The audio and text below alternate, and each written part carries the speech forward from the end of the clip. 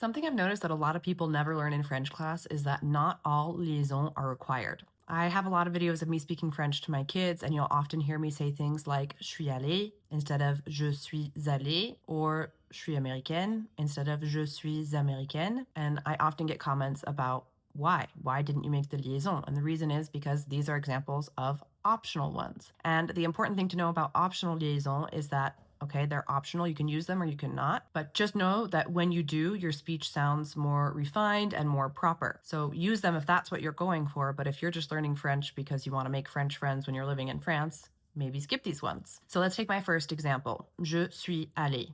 Or I probably said je suis allée, but that's a different video about contractions. So je suis allée.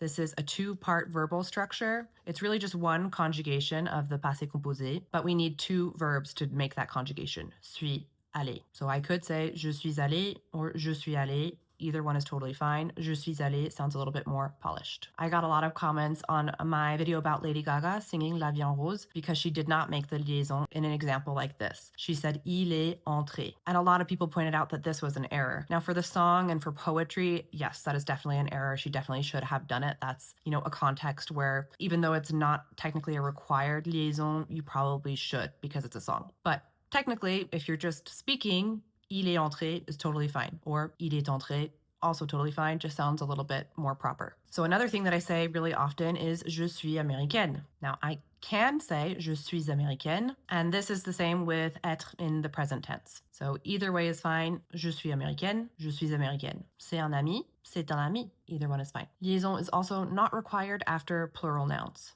Des étudiants américains or des étudiants américains. Either way is fine. Also optional after a one-part verb. So we talked about je suis allé versus je suis allée when you needed two verbs. If you only have one, like je prends un café, I can say je prends un café or je prends un café. Je prends un café, je prends un café.